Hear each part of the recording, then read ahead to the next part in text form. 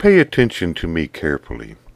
The story of the American buffalo may teach you something worth knowing. Many of the peoples who were here before the Europeans used these huge animals for food and other products. The hides became clothing and material for tents. The horns became arrow points, cups, spoons, ladles, and more. The fat was used for candles and for soap. The hair was used to stuff pillows. The gall was used in paints, much the same as we still use ox gall to thin and condition paints in artistic work. The teeth were used for beads, the tendons for bowstrings, and even the hooves were turned into glue.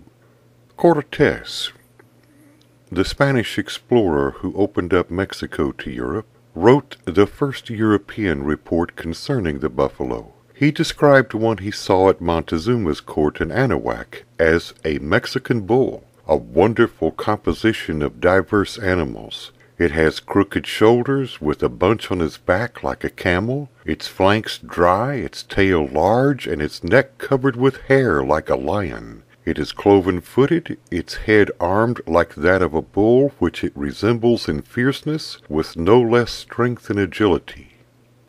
These creatures seem to have once roamed over about a third of North America in huge numbers, greater than any other wild animal ever on the face of the earth. There were once millions, perhaps as many as 100 million of them. They were so abundant that at one time no one thought it was possible to ever run out of them. Until the mid-1800s, the European settlers in North America utilized the buffalo very much as the people who were there before them, as food, as material for clothing, for other leather products, and so on. By the mid-1800s, the buffalo were sometimes a danger to the wagon trains going west, and on occasion, as the railroads came into being, they even derailed a train. They were a nasty nuisance at the worst, and a handy resource for everyone around. Then came the great American Civil War. Sherman marched through Georgia. Sheridan marched through Shenandoah. Both left a trail of destruction in their wake from which the Confederate States could not recover, and Robert E. Lee surrendered. The slavery of people of African descent had come to an end, except, sadly, it was followed by an era of virtual serfdom in many areas through the sharecropping system. Most of the Indian states east of the Mississippi River had joined the Confederate States, and so 25 U.S. Code Section 72 abrogated all treaties the United States had formerly with these people, and they were forcibly removed to, quote, Indian Territory, unquote, now part of Oklahoma. The U.S. Army was deployed throughout the former Confederacy to bring more than half of the land of the United States under military control. The commanders in the various districts had total authority over the local governments, and the great American experiment with centralized authority and centralized planning began. The industrialized areas needed belts for their machines. Leather from buffalo was the answer. There was a need for foreign exchange. Buffalo hides were sold to Europe. The litany goes on. Soon there were huge pressures on the buffalo herds, and the herds began to decline in numbers.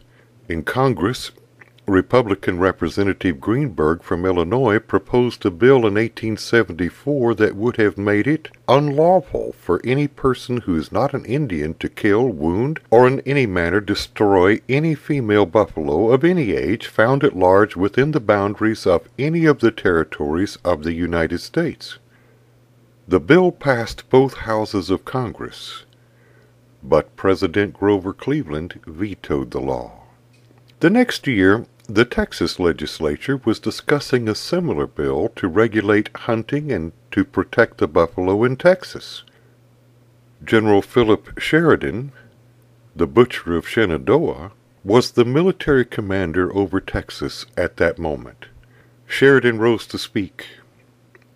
These men have done more in the last 2 years and will do more in the next year to settle the vexed Indian question than the entire regular army has done in the last 40 years. They are destroying the Indians' commissary, and it is a well-known fact that an army losing its base of supplies is placed at a great disadvantage. Send them powder and lead, if you will, but for a lasting peace, let them kill, skin, and sell until the buffaloes are exterminated. Then your prairies can be covered with speckled cattle.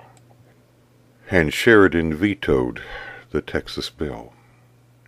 Autocratic central planning from a government unresponsive to the people in the areas being affected led to disaster. Under pressure from the people in Texas and Louisiana who deeply resented Sheridan's bloodthirsty ways, President Andrew Johnson relieved Sheridan of his command but sent him west to fight the Indians. Sheridan had the support of the Secretary of the Interior, and their policy nearly led to the extinction of the great American buffalo. Blessedly, Sheridan died in 1888.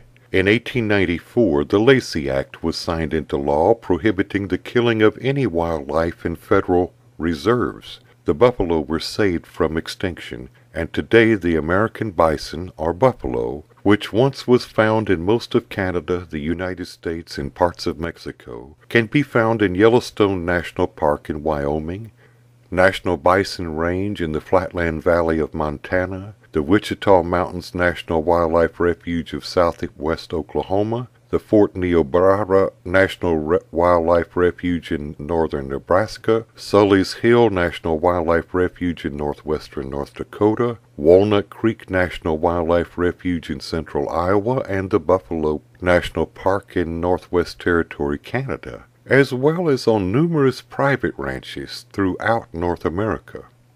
Today, there are again over 500,000 of these wonderful beasts, mostly on the private ranches.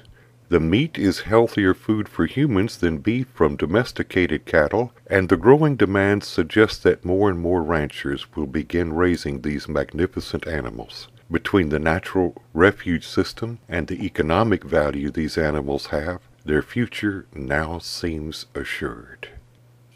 Thank you for listening. This has been David in the wilderness with the buffalo.